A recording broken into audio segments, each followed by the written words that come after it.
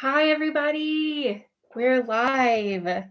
Sorry, I'm a couple minutes late. I'm still figuring out the lighting thing, and clearly I haven't figured it out because there are shadows everywhere, and now my camera's wobbling because literally my cat Beltray is jumping on the table where my computer is. Get down, buddy. Okay, I'm here. So anyway, I'm in a different location today because the sun is like going down and creating all kinds of weird shadows in my house.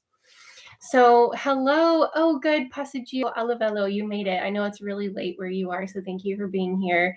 Lucia, hello. Kyle, hi. Sue Ann, hello. Whitney, hello.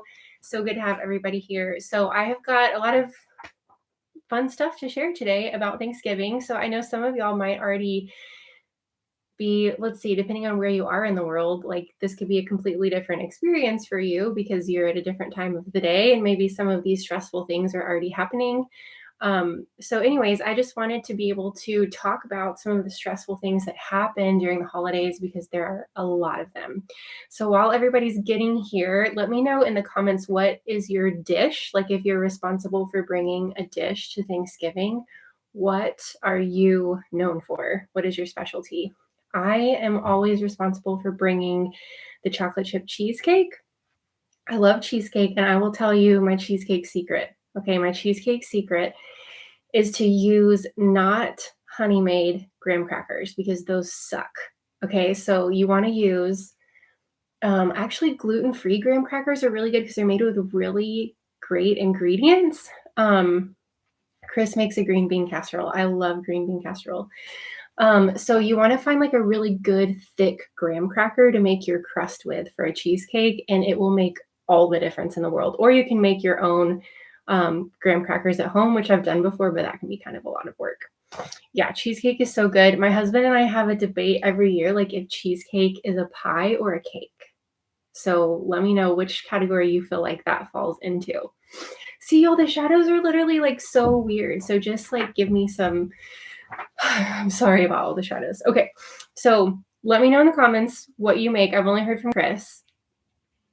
You don't celebrate Thanksgiving in Europe, but it's interesting. Yeah, I was curious. Like, I'm not very familiar with how different places in the world do Thanksgiving or if it's celebrated. So let me hear from you if you don't celebrate it. And also, hopefully, I think a lot of these tips will apply to any holidays that you celebrate with people during the holidays. So first of all, I wanted to start out with just talking about what are some of the stressful things that happen during the holidays. So I'm going to share some with y'all that I feel like are stressful. And if y'all have other suggestions in the comments, let me hear what types of things are stressful for y'all. So some of the things that I wrote: lots of people together in close quarters.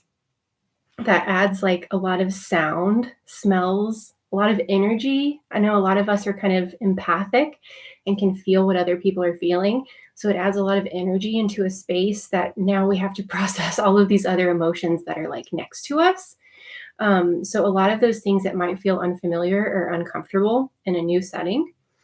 Impromptu conversations that we can't plan ahead for, and potentially inappropriate questions that we don't want to answer. There's no way to be prepared for them other than, I think, just preparing for the fact that they will happen, right? This is a big one that I think affects a lot of people on the spectrum, is all of the rich food. Those are my kids, and I promise they're fine. My husband is in there watching them. My youngest has had a lot of meltdowns recently because our schedules changed. Our kids have the entire week off from school, so their routine is way off, and my youngest has had a lot of meltdowns and hard time processing, like sensory overwhelm. Okay, I haven't heard from y'all in the comments. Let me know if there's any issues with sound or hearing me or anything. So I think one thing that I think affects a lot of people on the spectrum is the rich diet. So a lot of us tend to have some digestive issues normally, right? But then add in all of the food that we eat on Thanksgiving, which is like butter and milk and sugar and cheese and caffeine and alcohol, right? So this can do a number on our digestive system, which in turn can make us feel even more uncomfortable, right? So that's also something stressful that happens. Yeah, Chris says people at are at your house right now and invading his space, constantly being bombarded by questions. Yeah, it's almost like having toddlers all around you, like, hey, hey, hey, hey, what do you think? Why? It's just like, Chris, you're so brave to have people in your space. We go over to my parents' house for Thanksgiving, and that's helpful to me because I can go and then I can come home. Whitney, your son has been having a lot of meltdowns too. Kyle, biggest issue for you is the small talk and unwanted questions. It's really hard to deal with. Yeah. Okay, so and then I just wrote being in someone else's home where there isn't a safe or quiet space for you to go to. That can be really frustrating. Or like Chris, people being in your home and eliminating your quiet, private spaces. That's really upsetting. And then I also wrote comments about your appearance. So I feel like a lot of times at the holidays, you're going to get comments from people on your body. Maybe this is more prevalent for females. But people will just, your grandma will squeeze your cheeks like, why isn't there any more meat on your bones? Or maybe it's the opposite types of comments or, whatever it might be. But I feel like those types of comments tend to come up around the holidays, and it can be really hard to talk about that, right? And the thing is, you don't have to talk about it. Like, it's inappropriate to talk about other people's bodies, right? So I think when in doubt, just don't talk about other people's bodies, right? Sue Ann says her husband has a huge family, over 30 when they get together. The noise alone. Yes. Oh my gosh. So stressful. Okay, so here's some thoughts about how to prepare for stressful days, especially big holidays where you have like 30 people in one place. Hey, Gemma, it's so nice to see you. I saw that video that you posted, I think it was today, on like restructuring the education system. I'm so glad you posted that. If y'all haven't checked out her channel, she has some really great stuff on there. Okay, how to prepare for the big day. First of all, if it's possible, try to plan on getting a good night's sleep. I know that can kind of be hard for some of us on the spectrum, but do everything that you can and everything that you know that works for your body to help you prepare for a good night's sleep. Go to bed on time. Make sure you don't drink a lot of liquids after like 8 p.m. so you're not getting up to go to the bathroom. Anything that you need to do, if you take melatonin, make sure you're giving yourself the best chance to wind down. Maybe don't use your phones like an hour before bedtime so your brain can kind of calm down, because resting the day before can really make a big impact on the day ahead. Thank you, Gemma. That's so sweet. Also, start the day with some pre-recovery activities. So before you even need to recover, pretend like you do. So what do you do when you need to recover? Do you take a bath? Do you go on a walk? Do you play with your dog? Do some of those things in the morning before people come over or before you go over to other people's house. Stay hydrated. Being hydrated is a huge asset, and it can help you feel more comfortable. It can help your body digest all of the rich food that you might be eating. You want to eat a good breakfast. So this is your chance to eat something healthy, something simple. Okay, Beltray, he's like scratching his paws on this table and shaking it. So eat something good for you at breakfast to give you, a fair shot at making it through the day digestively. Take it very easy in the morning if that's possible. Oh my gosh, this cat. Beltray, you better get down. You can come sit in my lap if you want. Okay, sorry guys. So take it really easy in the morning if possible. Yes, Suan, get more spoons going in. Like if you can start the day with more spoons by recovering, that would be really helpful. So take it easy in the morning and plan for a recovery time that evening. So something I've noticed for myself is that I might not realize, like if I have a really epic day with a lot of things going on, I might not realize that I need recovery until it's too late. So guess what? We're all going to need recovery after a big day with different routines and different food and different people. So go ahead and plan that into your day. Get home or get everybody out of your home, if possible, before the end of the day so you can recover, find some more calm and peace before you get in bed just completely exhausted with negative spoons or no spoons left. Have an exit strategy, and we'll talk about in just a second some ways that you can say things nicely in order to get people to leave or to say that you need to leave. But it's always a good idea to think about beforehand, how am I going to leave this situation whenever I start feeling like I might have a meltdown or am overwhelmed with senses and that kind of stuff. Awesome, Chris. I'm glad that is helpful. Plan for where you can go when you feel overwhelmed. So if you're in your house, maybe it's like your bedroom closet, because hopefully people shouldn't be in there, right? So a bedroom closet, the back patio, maybe you go on a walk. If you're at somebody else's house, that's my strategy, going on a walk, going outside, hiding in the bathroom for a few extra minutes, if that's a possibility. So you want to have in your head a place where you can go when you start to feel kind of overwhelmed. Listen to your stomach when you're eating. I know that's hard, but feeling uncomfortable after a meal is only going to exacerbate all of the other discomfort that we feel in this already foreign situation. After that, wear comfortable clothes.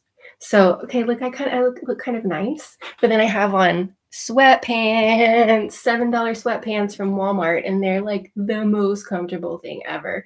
So wear your turkey pants, right? Wear something that you're going to feel comfortable in. Who cares if people think you look nice or not, right? Like, you do you, feel comfortable.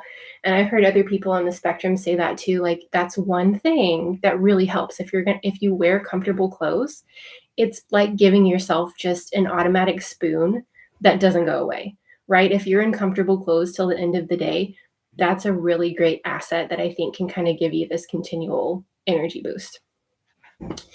Okay. Bring STEM toys if you're comfortable with that. There's plenty that are discreet that you can keep in your pocket. I thought I brought one in here. Here it is. There's plenty that are discreet that you can keep in your pocket. It doesn't even have to be like a legit fidget toy. You could have like a quarter that you're flipping around in your pocket. You can have a pencil that you do back and forth in your fingers. So having something to STEM, it's kind of, for me, the same idea of like, I don't necessarily realize that I need to STEM until it's too late. So if you set yourself up like with a STEM to just, maybe you could have this in your pocket or like under the table when you're answering those awkward questions and in awkward conversations, that could be really helpful. Gemma has her STEM toys next to her. Oh, Chris keeps them in his pocket. Y'all are already on this. Y'all have got that one. Okay. This was an idea that I had. This wouldn't work for me. Okay. Y'all hear me out. I love dogs, but I'm a cat person mainly because dogs, like, I can deal with chill dogs, but hyper dogs that are going to lick me, that are going to like get hair everywhere because I'm really allergic to that hair, it really, really stresses me out. So here's two sides to this. If you love dogs and you have like an emotional support animal, an animal that makes you feel better, and you're going over to somebody's house who is also an animal lover, if they might be open to you bringing your dog, you could say, hey, how do you feel about me bringing my dog with me? And just be open. They might say like, no, we'd rather you not do that. But you might get lucky and they might be like, yeah, go ahead, bring your dog. And then you have an automatic friend, right? You can just look over at them and start petting them anytime something gets awkward, and it can help relieve the situation, right? But on the flip side of that, if somebody asks you if they can bring their dog over to your house and you're not comfortable with that, it's totally fine and appropriate to say, yeah, it'd be better if the dog didn't come over this time. That's totally fine to say. Oh, Sue Ann, the plastic spiral ponytail holder around your wrist for fidgeting. That's great. Yeah. Spinner rings. I don't have a spinner ring, but I agree that those look awesome. Okay, here's some things that are okay to say in order to create some boundaries, because family holidays and events are notorious for people not respecting boundaries, right? Okay, you can say, I don't really feel like talking about that right now, right? That's okay.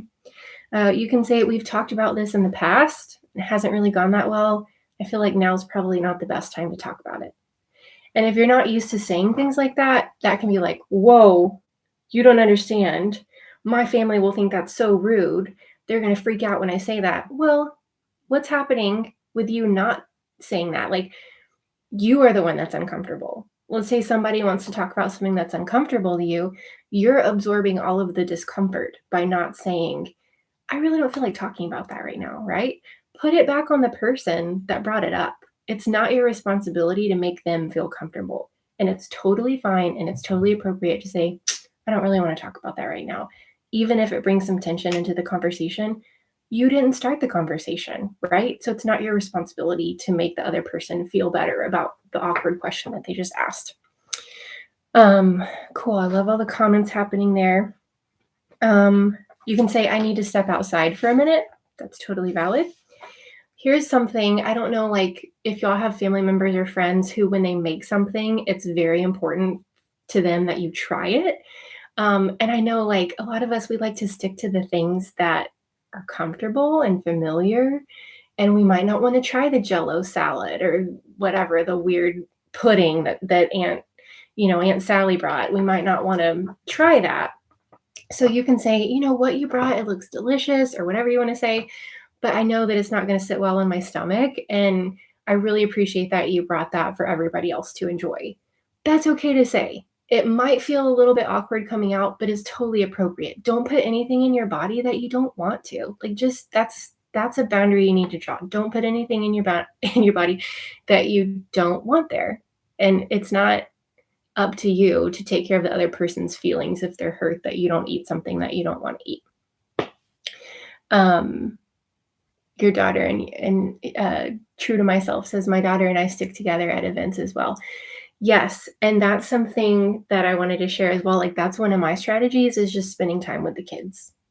They're an awesome buffer, and they're a lot of times more interesting, right? Because they're like active and doing fun stuff and not talking about awkward subjects and small talk, which, oh my gosh, I didn't even write that on my list, y'all. Small talk is the worst, right? And this is just like prime for small talk. So kids are great. If there's kids there, go outside and throw the ball with them, or go on a walk, or just hang out in the kid room. Just chill in there, right? That's usually a safe place. Okay. Whenever you're ready to leave, you can say, I've got to turn in for the day, but thank you so much for hosting. You can point out something that you enjoyed, if there is anything that you enjoyed, hopefully, and it's totally okay to leave.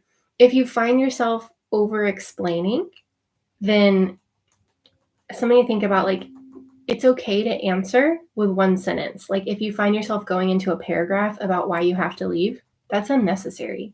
All you have to say is, you know what, it's time for me to go home. I'm just had a big day, need to go home, get some rest. That is appropriate.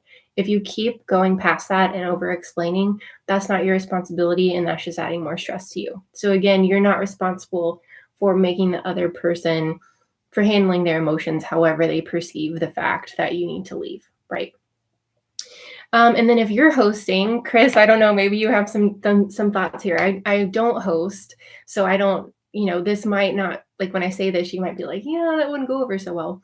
But something like, I'm so glad everyone came over, but I think it's time for me and my family to get some rest. I think we're going to turn in for the night, but we really appreciate everybody driving out, something like that. But the clearer boundaries you can set, if they're staying at your house, like sleeping, if there's some type of room situation where they know, like they stay out of this room, that's your private area, but just having some kind of delineated boundary of like, this is as far as I go. Y'all are welcome to hang out in the kitchen, but I'm going to be back there, put my pajamas on. Anything you can say to kind of show them, this is where I stop and this is all that I can offer from this point on. Again, that's totally okay to do something like that. Okay, next little section, be aware of signs of an impending meltdown. Okay, so for me, that's going to be different for everybody. But for me, my skin starts to crawl a little bit, and there's kind of just a general feeling of unease and discomfort. So as soon as you recognize that, take some space to recover. Go outside, go for a walk, but excuse yourself and make sure that you're not just completely tanking your spoon supply by staying in that uncomfortable situation. Some other signs might be anything that turns your sympathetic nervous system on. So you might notice a more rapid heartbeat. You might notice you start sweating a little bit, that your breathing becomes a little bit more shallow. Those are all signs that your nervous system is starting to kick in, your sympathetic nervous system. And you want to help it by activating your parasympathetic nervous system, which is deep breaths. a calm environment, reducing stressors, reducing stimuli, reducing sights, sounds, smells, touch, people in close proximity to you. All of those things will help you very slowly, probably, build your spoon supply up a little bit so that you can either stay a little bit longer or maybe have enough energy to drive home and get in your pajamas and wind down for the evening. Oh, thanks for sharing that, Jimmy. She said she had a meltdown at her mom's the other day and they didn't understand why. Yeah, that can be really hard. I'm sorry that happened. And that might have felt like a really awkward situation. That's part of why I love this community, because we can all be like, gosh, I totally understand what that's like, right? And it's so awkward, but you are worth standing up for. And it is not your responsibility to stay in a situation that is harmful or hurtful to you. And that word harmful might seem like a stretch, but y'all know what it feels like to be in a meltdown, right? That's something worth fighting against or planning ahead for, right? So, yeah, just make sure y'all are giving yourself lots of grace, and people might not understand, but again, it's not your responsibility to educate them. Okay. So yeah, whenever you start noticing those signs of a meltdown, either step outside and recover, or it's time for you to go home. So finishing up here, post-gathering, we already talked about this a little bit. You want to make sure that you recover before you go to bed that night so you don't wake up completely depleted the next morning. Hot bath, you might go on a walk, spend extra time with your fur babies. Make sure that you eat something maybe a little bit healthier in the evening just to have something more nutritious on your stomach. Drink some more water, maybe a cup of hot tea. One thing I wrote, you might want to journal about any emotions that are coming up as a result of having spent that time with your friends or family or having people in your personal space. It can be really therapeutic to actually write about what those feelings are that are coming up. And if you're like me, your feelings are there, but they feel stuck and they do not have a name, but you know that you're upset about something and you don't know what to call it.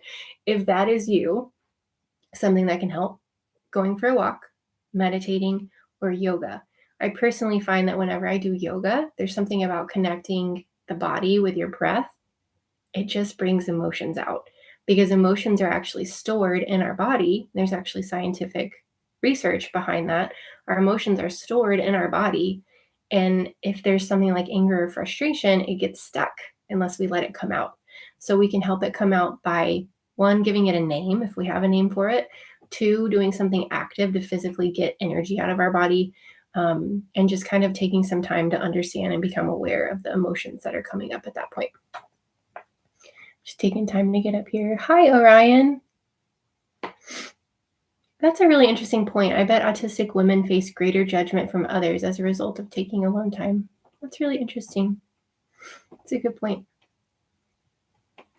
Yeah, True to Myself says other women who are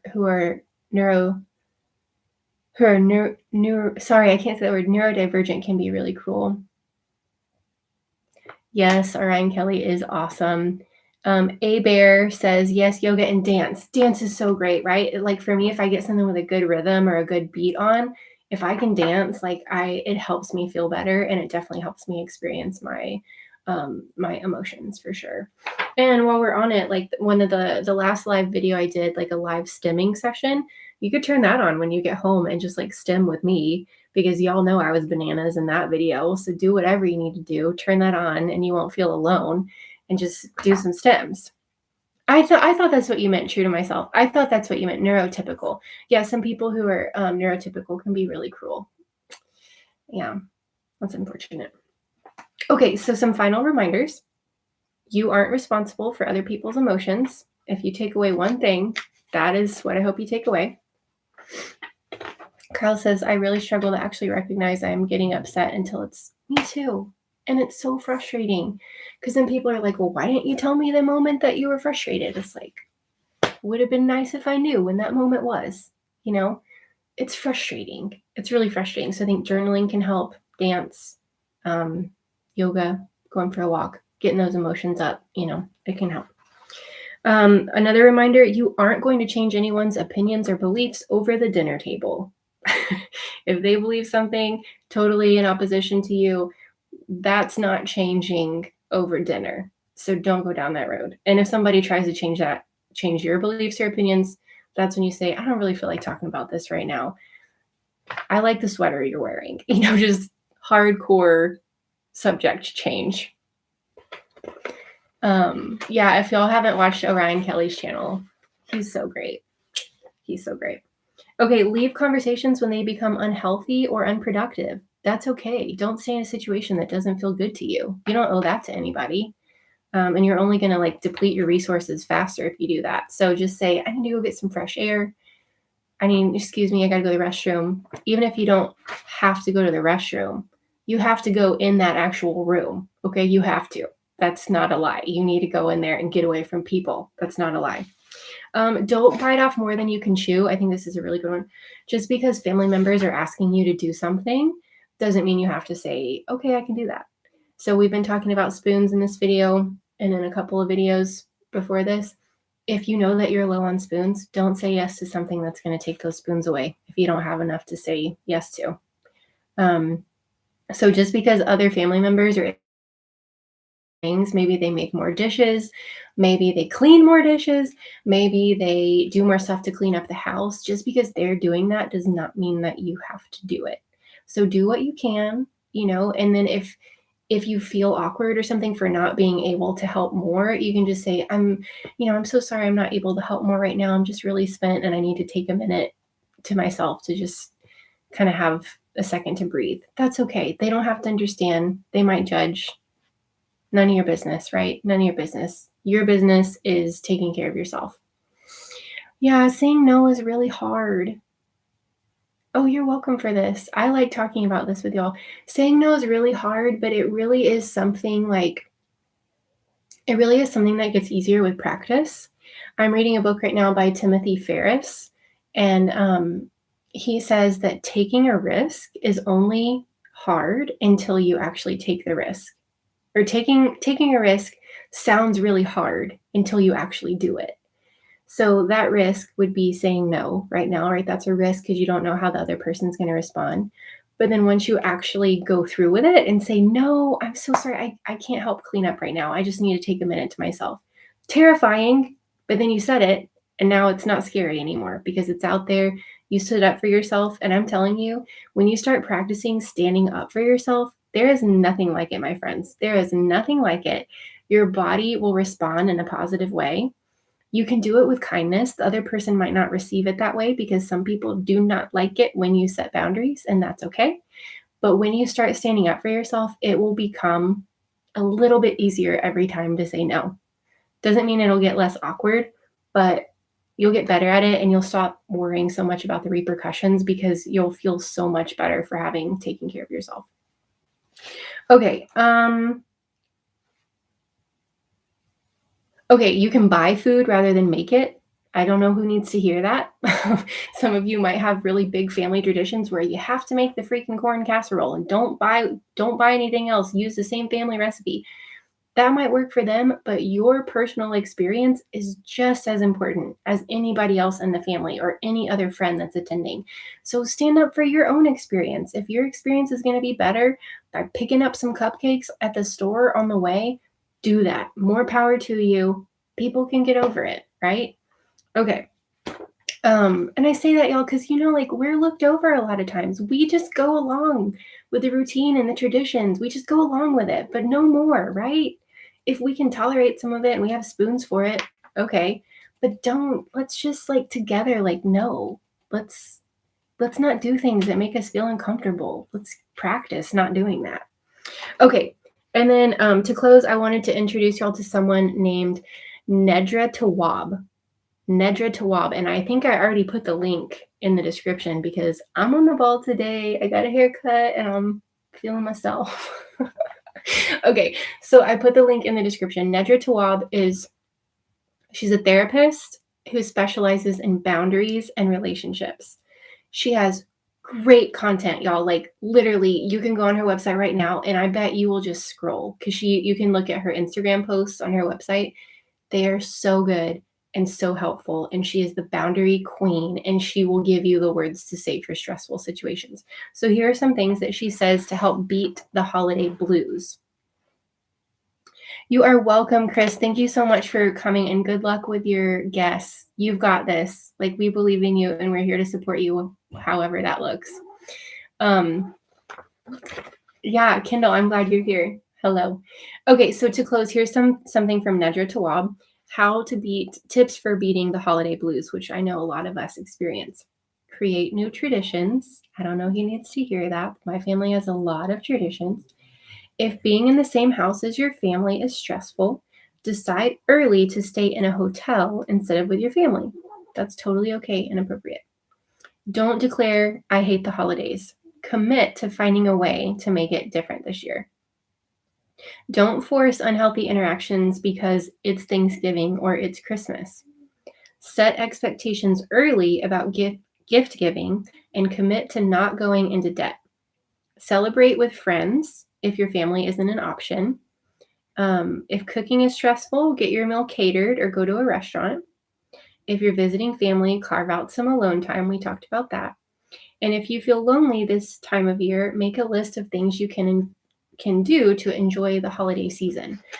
So again, that link to Nedra Tawwab is in this description, and I hope you'll check out her resources. She actually just put out a book on boundaries. And if you're new to setting boundaries, I do have a video on boundaries that I can post as well. But boundaries, it kind of goes along with the same thing we were talking about, like standing up for yourself and saying no. It is hard, but it is one of the most important practices that you can have for yourself, especially if you are on the spectrum and have fewer spoons to work with and need to protect your energy and your resources. I love all the chatter in the comments. I'm sorry I haven't been able to pay attention to all of them, but I'm going to go back and read every single one.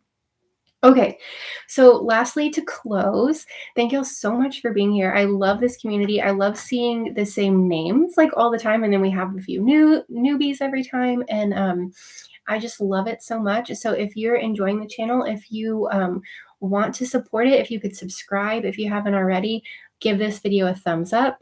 If you could share it with anybody who you feel like would benefit from it, all those things help the algorithm make this video available for more people like us, because sometimes it's hard to find resources.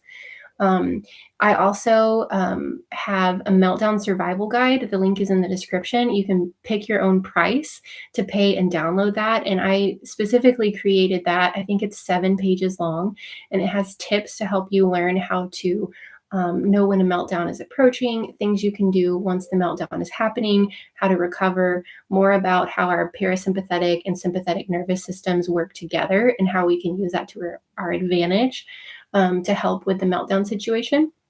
The link to that is in the comments. And then my PayPal is paypal.me/momonthespectrum, also in the description. Thank you so much. Like, literally, I'll wake up in the morning and I'll have an email that somebody just donated. It's like amazing. Thank y'all so much. You do not even know. That keeps me going. I love all the feedback. I love it so much. I'm hoping to open up the one-on-one coaching sessions that I had mentioned earlier. That's kind of my plan for post-Thanksgiving, because I know we all kind of need some support, maybe to talk about our diagnosis or our lack of diagnosis. I am happy to listen, to share my experiences, to learn from yours, and I hope to make that opportunity available soon. Sean and Amy, if you're watching, thank you for your emails. I did receive them. I have not been able to respond back to them yet, but I did see them and I appreciate them so much. I've been trying to set better boundaries for myself in terms of when I respond to things, and sometimes that means that that's pushed out later than I'm used to doing. So anyways, I hope that some of these things were helpful to y'all. I really appreciate y'all taking the time to be here. I love interacting with y'all. So I hope everybody, if you celebrate Thanksgiving, I hope you have a wonderful Thanksgiving. If you don't, I hope that you are having a good week and learning how to just take the time that you need to be the beautiful human being that you are. So I support you. I just think it's wonderful. Whoever you are and however you are in the world, we need you. And it's been so great to see all of you. Okay, my husband brought me home some tacos, and I'm gonna go in there and eat my tacos, and I will see everybody in the next video, probably midweek next week, Wednesday or Thursday. Okay, thank y'all so much. Bye.